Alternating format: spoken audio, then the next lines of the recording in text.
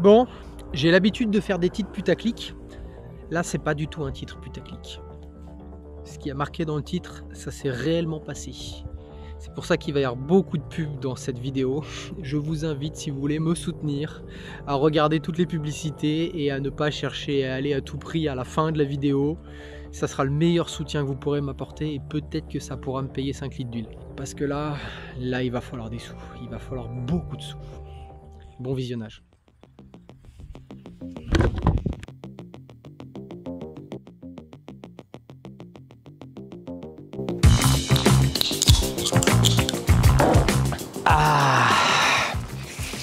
C'est reparti, 2024, la saison des track day, va falloir s'y mettre. Aujourd'hui, j'ai carrément fait une liste, je vous dis tout de suite, il y a du boulot. On avait un problème, pour ceux qui suivent un petit peu la chaîne, j'ai tout pété à la fin de la saison de l'année dernière. J'ai eu pas mal de problèmes d'embrayage, problèmes de radiateur d'eau, toutes ces conneries. Ça s'est réparé. J'avais un problème qui m'a un peu aussi mangé la vie et qui m'a contraint de ne pas toucher à la voiture pendant quelques mois. C'était le problème de pompe à essence. Donc j'ai acheté une pompe à essence neuve qui doit être quelque part, vu que ça fait 6 mois que j'ai pas foutu les pieds ici. Il va falloir que je cherche. J'attendais pour changer la pompe à essence d'avoir quelque chose, une pièce capitale qui n'est pas arrivée, qui va arriver demain normalement. C'est un réservoir en aluminium ultra light, tout cloisonné, que j'ai fait faire sur mesure. Ça a pris environ 6 mois pour le faire. C'est bon, c'est fait. C'est entre les mains du PS. C'est la misère parce que les mecs n'arrivent pas à me livrer, mais comme d'habitude, comme tous les transporteurs. Néanmoins, maintenant, on va avoir un réservoir un peu plus léger, environ 7 litres de contenance en moins, mais surtout ultra cloisonné et un petit peu moins de 8 kg plus léger. Donc déjà, première étape, nouvelle pompe à essence, nouvelle génération. Celle-là grignote un peu, on le sent tout de suite qu'elle a déjà mangé un peu de ferraille. L'autre, elle est toute neuve. Déjà, ça va aller beaucoup mieux, même pour maintenir la pression d'essence. Deuxième chose, aucun risque de déjaugeage, même quand je serai très bas en niveau d'essence. Donc ça, c'est plutôt bien. En plus, j'allège. Mais bon, pour faire tout ça, il y a quand même un peu de boulot. J'ai compté sur ma liste environ 4 heures de taf pour faire ça. Et le problème, c'est qu'on est mercredi, je tourne samedi et entre les deux, je travaille. Donc là, il va falloir faire nocturne. Deuxième point, j'ai des harnais à monter parce que j'ai vendu les autres. Et là, j'ai pris des 6 points. Faut que je vois comment je les monte. J'en ai aucune idée comment je vais monter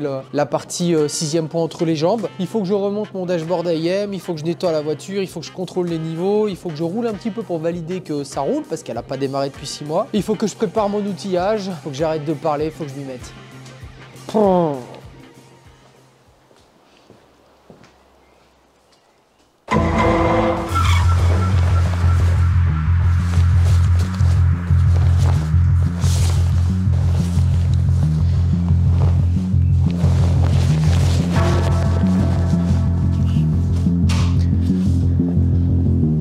Première étape, on va monter la bête sur cale pour travailler un petit peu tranquillement. Dans tous les cas, il faut passer dessous puisqu'il faut sortir le réservoir. J'aurais pu la faire sur le pont, mais j'ai pas confiance. Avec cette histoire de répartition, beaucoup de poids à l'arrière, peu de poids à l'avant, j'ai pas envie que la voiture bascule. Donc on va se faire chier un petit peu, on va passer sous la voiture, mais on va essayer de la monter bien haut sur les cales.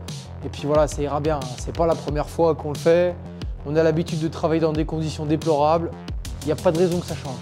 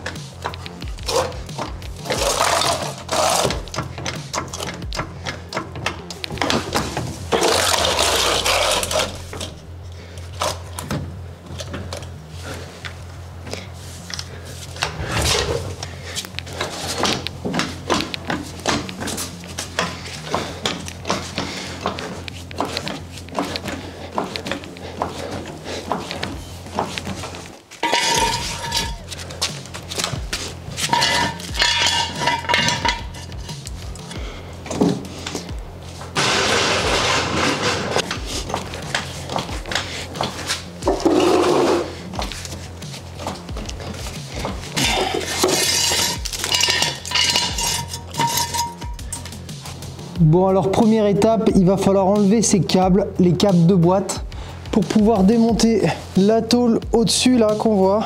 Et là-dessus il y a le réservoir, donc câble de frein à main qu'on voit là, câble de boîte, peut-être un câble à la confitrelle, je sais pas ce que c'est celui-là, faut que je regarde. Mais ouais, ça c'est un peu chiant à faire par contre.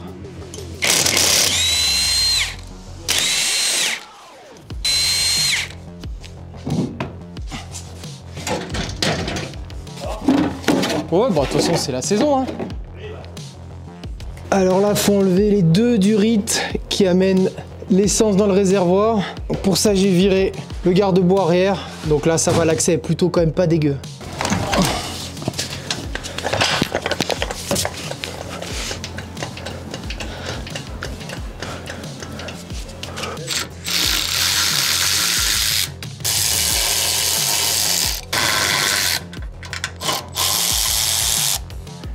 La hauteur, ça passe. J'ai 17 jusqu'au balcon dessus, c'est bon. Et là, c'est l'épaisseur. Voilà, ça sort pas à cause de ces 2 durites à la con. Il faut que je chauffe un petit peu pour ramollir un peu les durites. Peut-être pas chauffer trop quand même, parce que c'est de l'essence. Peut-être pas une bonne idée ça, non, c'est pas une bonne idée.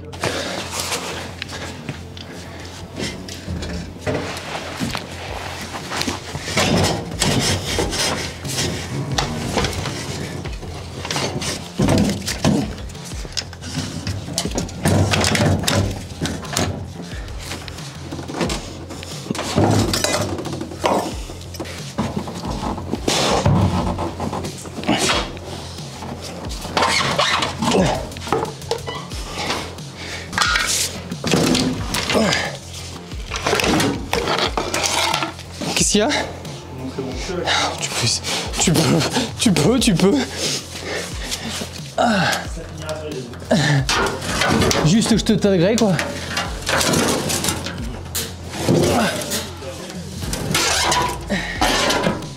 Belle vue sur le fion. Hop.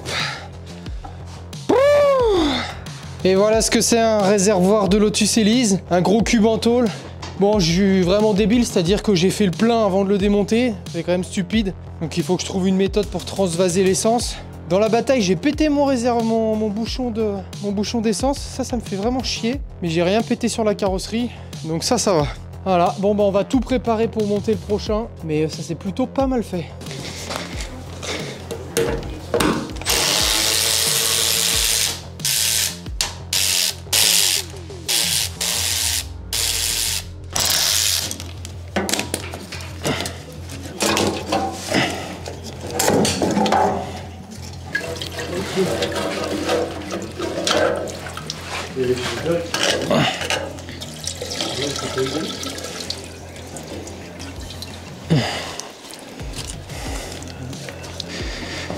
Bon, et effectivement il y a quand même pas mal de dépôts là-dedans.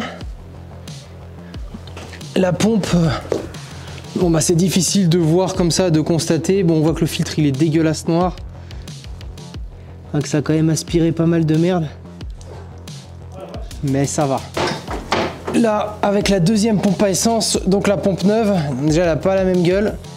Bon, c'est quasiment pareil, juste la partie filtre en bas elle est différente. Et puis le flotteur aussi est différent, donc il faut que je vois si ça fit. C'est censé être une pompe, on va dire nouvelle génération. Donc bon, il y a 2-3 diffs quand même. Ah si, ça a l'air de partir quand même par là-bas. Il faut que je contrôle le montage du flotteur. Sinon après la prise c'est la même, les connexions c'est les mêmes. Ça devrait pas être difficile à monter. En tout cas, la meilleure mine. Bon, en attendant de recevoir le réservoir, on va se monter un truc cool. Les nouveaux harnais 6 points de chez Drift Shop. Donc bon, les 4 premiers points ça va pas être trop difficile, mais comme j'expliquais tout à l'heure, les 2 points entre les jambes, il va falloir que je fasse de la modif, voire même découper le baquet, et là je suis pas forcément prêt. On va voir comment ça se monte.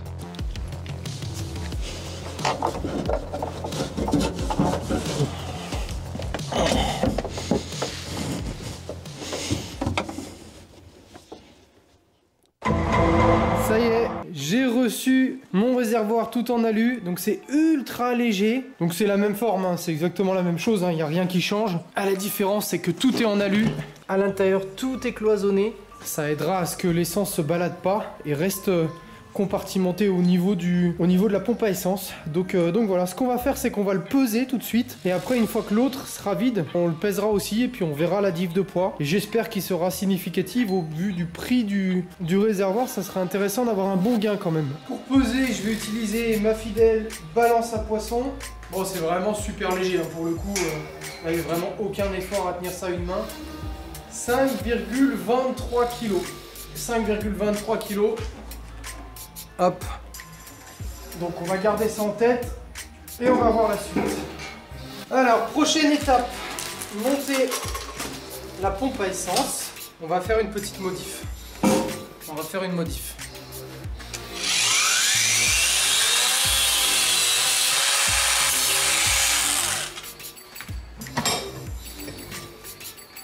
Voilà. Au moins comme ça sera dans le bon sens. On va lui faire comme c'était foutu. Un petit truc qui empêche que ça remonte.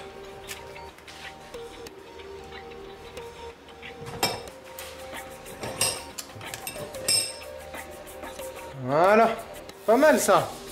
Remontage là-dessus. Faut y aller doucement, c'est tout en plastique. Voilà, mais là au moins, là on est bien.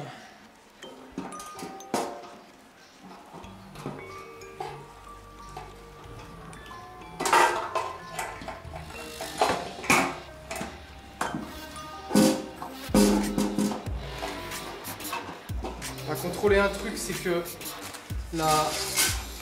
le flotteur puisse bouger librement. Voilà. Ça, c'est le sens où le flotteur peut bouger librement. Ça, il peut bouger.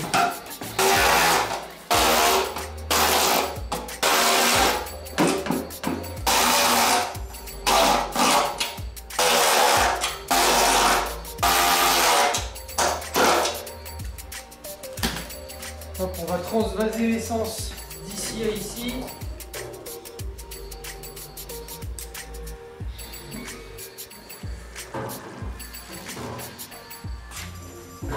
Essayons de pas trop lui faire bouffer de merde. Ça c'est pratique hein. Petite pompinette électrique. L'autre réservoir est vidé donc on va le peser. Pas si lourd.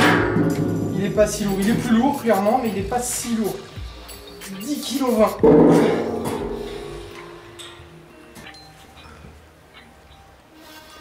Donc c'est quand même 5 kg plus léger. Toujours ça de prix. En plus il est cloisonné. Hop.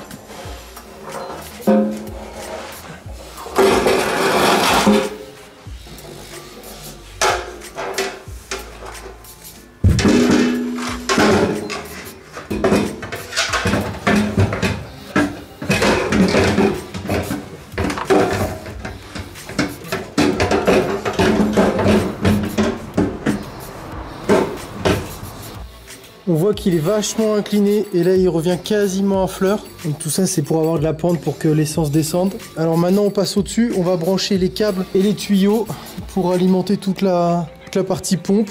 Et après qu'est-ce qu'on met? On met là-bas au bout la petite durite pour raccorder au bouchon d'essence que j'ai pété hier. Et puis voilà, on va mettre de l'essence, on va voir ce que ça dit. Bon, alors là c'est très simple. On retrouve au fond là-bas les deux tuyaux à connecter, plus le câble électrique de la pompe à essence. Une fois que ça s'est branché, on peut refermer. J'ai ma ceinture de sécurité à remettre. Et après, c'est bon, hein. Il nous reste la durite ici à raccorder, qui va jusqu'à là-haut. Ça, je l'ai modifié. Normalement, il y a un trop-plein. C'est une durite là. En attendant que j'ai un bouchon aviation, et j'ai mis ce petit bouchon. Donc on va remettre ça à sa place là-haut. On va remettre la durite et après on va pouvoir remettre de l'essence et essayer de démarrer. Bon, c'est en train de remplir, en espérant que dessous, ça ne fuit pas. Je vais faire confiance au soudeur. Enfin, faut pas qu'il y ait une goutte. Hein. Là, ça a pas l'air de fuir. Bon, on va attendre que ça se remplisse. Bon, moment un peu symbolique. On va redémarrer la voiture. Ça fait 6 mois qu'elle n'a pas démarré. J'espère qu'elle va démarrer. Allez, je vous avoue que je suis pas serein là.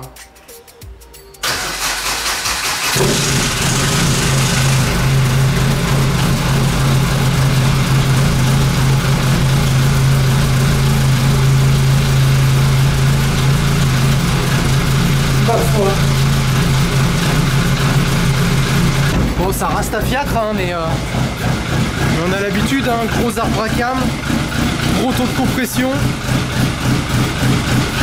C'est un carter sec, donc t'emmènes quand même pas mal de systèmes au ralenti. Ah, c'est une belle bestiole quand même. On va la laisser chauffer tranquillement. Et l'objectif là c'est de la redescendre, de tout remonter, d'aller faire un tour de roue pour valider que tout va bien. Il est 22 h, j'en ai plein le fion. Il faut encore que j'aille faire un tour avec la voiture, si possible aller lui passer un coup de Karcher pour la rendre un peu plus présentable et valider que ça va bien en fait. Donc là c'est parti, je vais la sortir du garage et je vous reprends à l'intérieur de la voiture en espérant qu'on voit quelque chose puisqu'il fait absolument noir.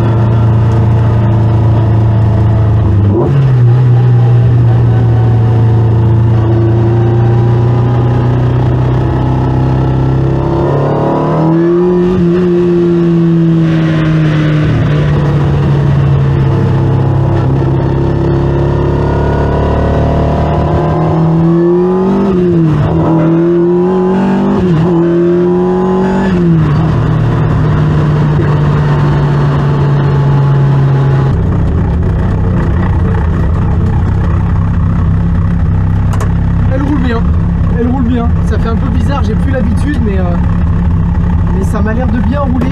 Il y a des trucs qui déconnent, genre la lumière qui s'éteint, qui s'allume. Bon, il faut que je resserre un peu les connectiques parce qu'il y a 2-3 trucs qui bougent quand même. Oh, quelle aventure! Dans le coup, j'ai pas tout filmé parce que j'étais occupé à essayer de m'en sortir. Donc j'ai sorti la voiture pour voir un petit peu où on en était. Donc elle roule bien, elle tient pas de ouf le ralenti, ça dépend des fois en fait. J'ai l'impression qu'il y a aussi un petit souci électrique. Les phares s'allument, les phares s'éteignent, le compteur s'allume, il s'éteint. Que dire, bah j'ai lavé la voiture, ça lui a fait du bien. Quand j'ai essayé de redémarrer, impossible de redémarrer. Ça faisait des putains de coups de fusil comme ça. Donc je sais pas de quoi ça peut venir. C'est comme si elle se lançait pas, comme si il n'y avait pas forcément d'allumage, mais beaucoup d'essence. Donc je vais quand même vérifier mon circuit d'allumage. Elle a fini par démarrer, ratatouiller un coup, 2 coups, 3 coups, essayer de la lancer, redémarrer comme ça tranquillement. Est-ce qu'avec la nouvelle pompe à essence, elle pousse pas plus que l'ancienne pompe et dans le coup il n'y a pas trop de débit d'essence, enfin de pression d'essence au ralenti, ce qui la noirait un peu, je sais pas. Donc de là à ce qu'il y a un défaut aussi électrique et que dans le coup ça fait que ça marche pas, j'en sais rien les gars, j'en sais rien. Tout ce que je sais c'est que elle watt sa mère, j'ai même l'impression qu'elle marche plus fort qu'avant. C'est un putain d'avion, je me souvenais plus que ça marchait aussi fort. Donc est-ce qu'encore une fois c'est ma perception? Pourtant en ce moment je roule avec des véhicules énervés hein. Mais non là ouais ça pousse fort hein. Donc je pense quand même que la pompe à essence lui a fait du bien. Tout simplement elle débite plus et elle maintient la pression. Donc ouais putain ça ouvre vraiment sévère quoi. Donc c'est bien. Par contre je la sens pas saine de ouf quoi. Je sens qu'il va m'arriver des galères ce week-end. Mais bon on fait ça pour l'amour du risque. Donc on verra bien ce que ça dit. En tout cas, la voiture est prête. Elle est là. Elle est à peu près propre. On verra ce que ça dit. On va y aller comme ça, à la mode aventurier. Toujours est-il que la voiture, elle pousse, que le châssis, il est bon, qu'il y a des freins. L'embrayage, même si j'ai pas l'impression qu'il y en a beaucoup, dans tous les cas, c'est une boîte à crabot, donc on n'a pas besoin de l'embrayage à part pour démarrer. Après on passe tout à la volée, donc ça m'arrange bien quand même. Et puis pour ces histoires de voitures qui calent, bah j'en sais rien, je sais pas ce que ça peut être, je sais pas. Je vais quand même essayer d'investiguer là sur le petit temps qui me reste. Et puis voilà, après j'arrête là, dans tous les cas je pourrais pas faire de miracle. Allez, rendez-vous samedi, on va monter la voiture sur le plateau, un nouveau plateau aussi. C'est vraiment décidément, en plus c'est un plateau à la con apparemment, donc je sais pas comment je vais faire pour monter la voiture parce qu'elle est ultra basse. Un nouveau circuit, putain décidément c'est un truc de malade. Je suis tout seul en plus, j'ai pas de pote, j'ai pas mon frère, j'ai personne qui est là, donc je vais vraiment y aller tout seul. Nouveau circuit que je connais pas. La voiture, j'ai pas trop confiance au démarrage. Nouveau plateau, nouveau véhicule tracteur également. Ouais, il y a tout pour que ça se passe mal. Franchement, si ça se passe bien, c'est bon. C'est bon. Et je vous avoue que ça me ferait du bien de faire quelques tours de circuit. Hein. Bon allez, rendez-vous samedi pour monter la voiture sur le plateau et pour partir sur circuit. Bon les gars, retournement de situation. Je suis parti une demi-journée plus tôt. Tout ça pourquoi? Pour aller chez mes amis de Perfodem pour vraiment faire un check sur la voiture, vraiment avant de commencer la saison des track day, et particulièrement le premier track day de demain. Je suis pas totalement confiant avec le remplacement de la nouvelle pompe à essence. J'ai l'impression que l'AFR, le ratio air essence est pas bon. Et j'ai pas envie de trouer un piston parce que je mets trop d'essence dans le moteur. Donc je préfère qu'il check un petit peu avant que j'y aille. Et ça sera l'occasion de regarder aussi un petit peu ma pioche d'embrayage et 2-3 choses. Vraiment faire un petit check-up avant de remettre les roues sur circuit. Donc c'est pas plus mal. Donc voilà, c'est parti pour 2h30 de route. Et rendez-vous chez Perfodem tout à l'heure.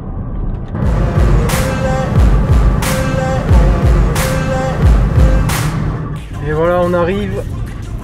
2h30 de route en tout, nickel. On va décharger la voiture. Perfodem. Ah, ça fait pas de mine, hein. Mais c'est des bons.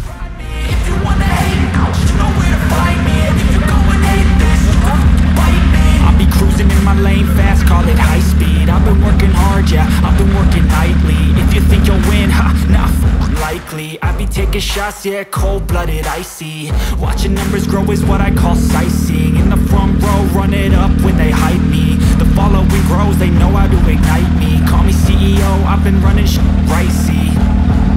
And I ain't playing games, I create my own lane, making pleasure out of pain, turning losses into gains, I'm the boss, I'm making change, I've been rocking this exchange, C'est reparti pour une nouvelle journée.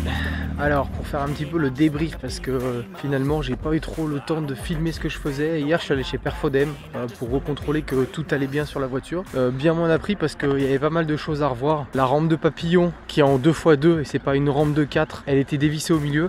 Donc en fait quand j'accélérais au début sur la plage 0-3000 tours, j'avais que 2 cylindres et après ça accélérait, ça rechopait l'autre patte et que ça accélérait aussi sur les 2 autres cylindres. Donc tu m'étonnes que j'avais un ralenti et un très bas régime de merde. Ça je pense que j'ai ça depuis longtemps en vrai. Parce qu'elle ratatouille à bas régime et elle prend après autour de 2-3 000 tours, même 3 000 tours. Depuis vraiment longtemps, depuis au moins 2 sorties circuit. Donc bon bah voilà, j'aurais dû faire attention. J'ai même pas pensé à regarder la barre de synchro justement des 4 papes. Deuxième point, j'avais un problème d'embrayage. Bon, il ne semble pas que ce soit l'embrayage. Par contre, sur les 4 vis qui tiennent le récepteur d'embrayage, et ben il y en a une qui est foirée et c'est celle qui tient dans l'alu. Donc voilà. Donc ça explique le pourquoi en fait j'ai du mal à embrayer vraiment. Parce que pour le coup, comme il n'y a pas cette 4e vis, et ben quand je débraye, et ben ça tord la patte. Donc Perfodem comme d'habitude ont été super bons. Vraiment merci à Charles et à Franck comme d'habitude. Heureusement qu'ils sont là, putain sans déconner. C'est vraiment des machines de guerre. Donc ils m'ont ressoudé une platine renforcée. Ils sont allés chercher le dernier bout de filetage qui restait au fond pour essayer de refixer le 4e point en attendant qu'on redémonte la boîte. Parce que j'ai un joint speed derrière le volant moteur à remplacer. Mais au moins là je peux faire ma journée circuit. Donc voilà, on a contrôlé un petit peu à l'ordinateur la carte que ça allait bien. Donc la voiture est opérationnelle, elle roule bien, elle roule fort. L'objectif d'aujourd'hui, là je suis à Vaison-Piste, petit circuit que je ne connais pas.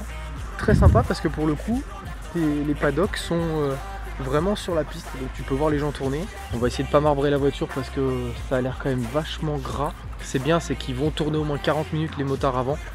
Donc ça me laisse quand même le temps ça laisse le temps à la piste de sécher un peu avec les gros gommards de moto. Donc voilà. Donc la voiture est là, elle va bien. Et nous, on va essayer de se faire plaisir aujourd'hui, prendre un peu de plaisir. Ce soir, je retourne pas chez moi avec la voiture. Comme j'ai quelque chose que je vous ai pas présenté, j'ai un petit problème avec la voiture. Dans le coup, je l'ai laisse chez Perfodem pendant quelques semaines, voire quelques mois. J'espère que ça durera pas 2-3 mois, pas plus de 2-3 mois. Mais concrètement, je me suis fait rentrer dedans avec la Lotus. Je sors jamais cette voiture sur la route, encore moins du fait que j'ai pas la carte grise définitive. Mais je suis sorti, je sais plus quel jour, pour aller laver la voiture en vue de redémarrer un peu la voiture, et on m'est rentré dedans. Voilà, tout simplement. Un papy qui a pas vu, il est sorti de sa place de parking et il m'a bouffé le côté. Donc c'est ça. À l'instant T, on voit pas grand chose. Concrètement, ça a fissuré tout le clame derrière, hein, c'est de la fibre, hein, le truc qui s'est décollé, ça l'a tout fissuré. Donc voilà. Et comme les clames de Lotus, il n'y a pas du tout de raccord. Ils ne peuvent pas juste faire un raccord comme une carrosserie normale, donc ils sont obligés de démonter le clame, le renforcer et repeindre toute la coque arrière. Donc concrètement, il y en a pour 4000 balles. Et il y a quand même beaucoup de boulot. Donc tant qu'on y est à démonter le clame, on va démonter la boîte. On va faire une révision de boîte. C'est comme une boîte à Crabo Coif, donc il faut quand même faire attention à cette boîte. Il faut quand même la contrôler régulièrement et la vidanger régulièrement. Donc là, on va faire ça. On va aussi changer l'embrayage. À mon avis, enfin, j'aime pas le feeling dans tous les cas de l'embrayage. Il n'y a pas de consistance. Donc on va essayer de trouver un embrayage qui a un peu plus de résistance, ou en tout cas qui a un meilleur feeling, et on va changer le joint spi qui fait que ça pisse entre le moteur et la boîte. Donc voilà un peu pour le planning. C'est stressant, et d'un autre côté c'est pas stressant parce que tu dis aujourd'hui je roule, mais si ça se passe mal c'est pas grave parce que ce soir elle part chez Perfodem, donc je la jette là-bas et je m'en vais, et ils se démerdent et ils font ce qu'ils ont à faire parce qu'ils le font mieux que moi. Que je suis quand même plutôt serein, et même si la voiture elle lâche aujourd'hui pour un oui, pour un non, bah c'est pas tant dramatique parce qu'on a prévu de démonter. Donc voilà. Bon, je vais aller me prendre un petit caf. Allez, c'est parti.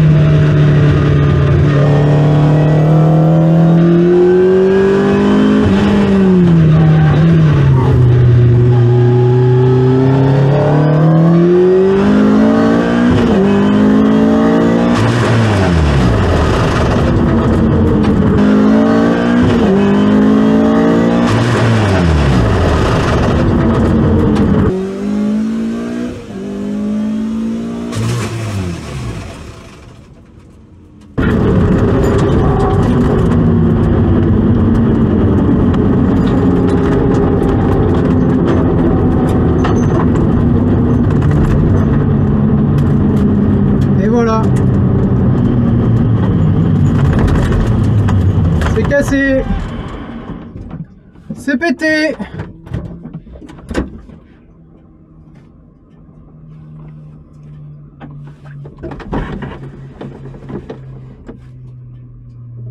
Voilà. Fini. Fin de saison.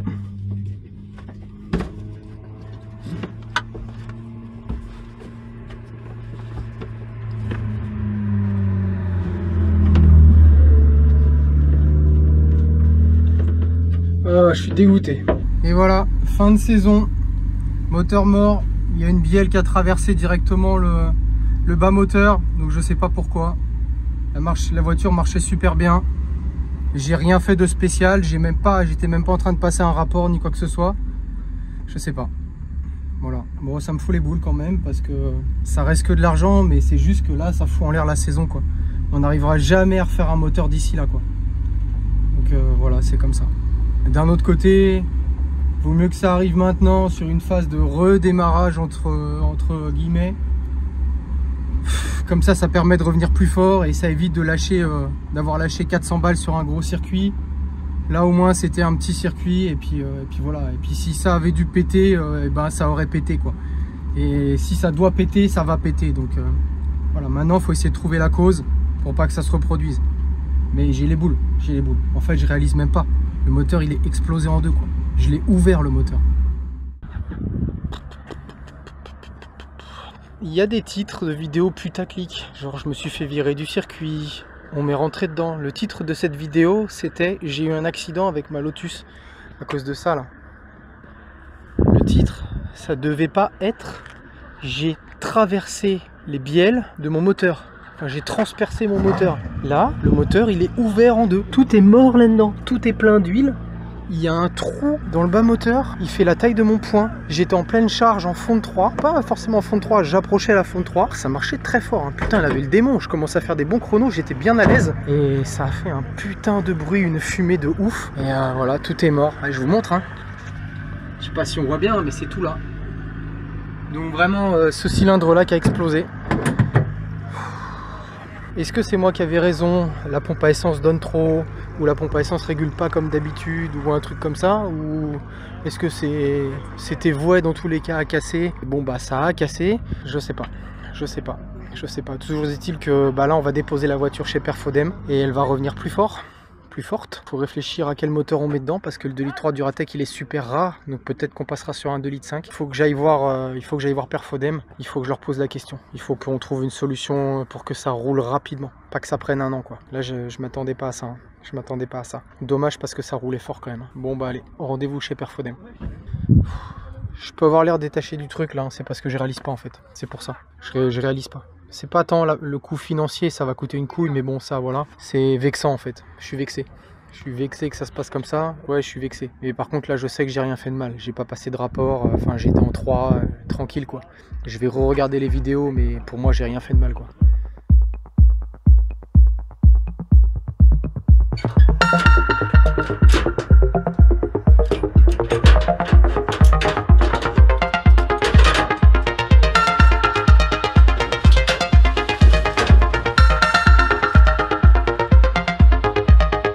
Moi je veux comprendre, tu vois.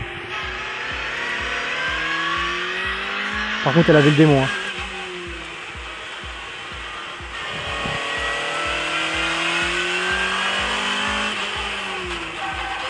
J'étais en 1.7 sur le mouillé. Hein.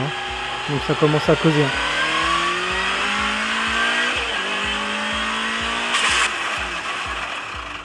Tu vois, j'ai pas mis-shifté, j'ai rien fait quoi.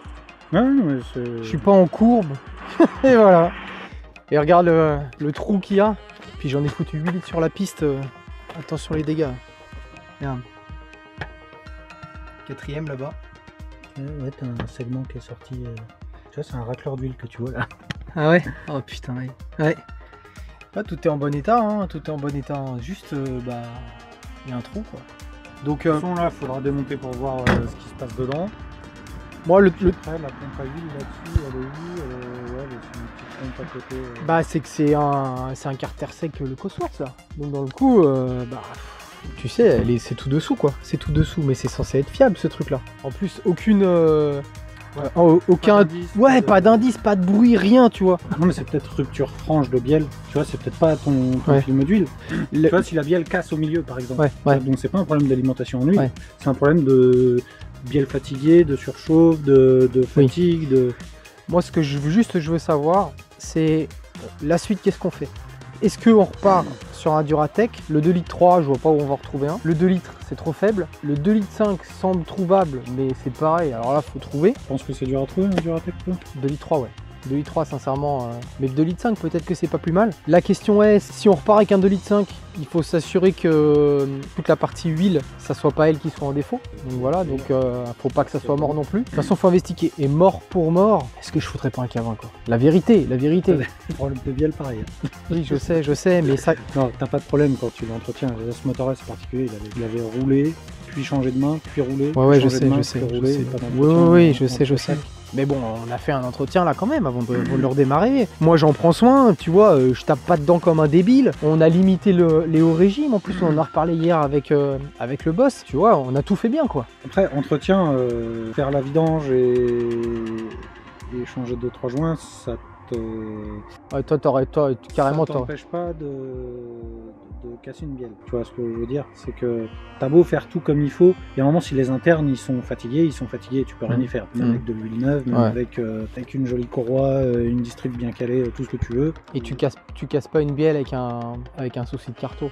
Tu fonds un piston. Non, ouais, ça commence par des pistons, tu développes du cliquetis, soit t'as pas les chevaux, ça fait d'autres choses. Là, une rupture de bielle, c'est soit elle a cassé au niveau du vilo, t'as soudé un palier au niveau du vilo, c'est film d'huile. Film d'huile, c'est pression d'huile, quantité d'huile. Soit la bielle a cassé ailleurs qu'à son palier, et là, c'est de la fatigue. Ça peut être aussi un contact piston-soupape qui vient te tordre la bielle. Normalement, c'est plutôt les soupapes qui tordent et qui pètent. Est-ce que c'est pas la courroie de district qui a pété? Il n'y a pas de courroie de district, c'est une chaîne. C'est une chaîne. Est-ce que c'est pas la chaîne qui a pété justement? C'est réputé fiable, et même tu pètes pas une bielle, tu vas tordre toutes tes soupapes, tu vas abîmer tes pistons. Mais de là à... En pleine charge, tu crois pas que ça arrache tout, vu le bruit que ça a fait? Nous, on en a vu, des mid-shift, des sur-régimes, tu tords toutes les soupapes, tu défonces ta culasse parce que tout vient taper en haut, tes pistons ils sont bien marqués, au pire tu fends un piston, en général ta bielle, c'est ton piston en alu qui va travailler, pas ta bielle en acier forgé, tu vois, donc je crois pas trop, ça pourrait arriver, je dis, tu peux pas écarter le truc, mais moi j'ai pas souvenir de ce qu'on avait fait exactement sur ce moteur, c'est loin. Bah vous avez rien fait dessus, par contre vous l'avez swappé 2 fois quoi. Ce qui me fait chier c'est que d'une elle avait le démon, de deux j'adore son tempérament, j'adore le setup quoi. Tu vois, et là il y a un deuxième problème, c'est que j'ai pas envie que ça dure un an quoi. J'ai pas du tout envie que ça dure un an, j'ai envie que ça roule quoi.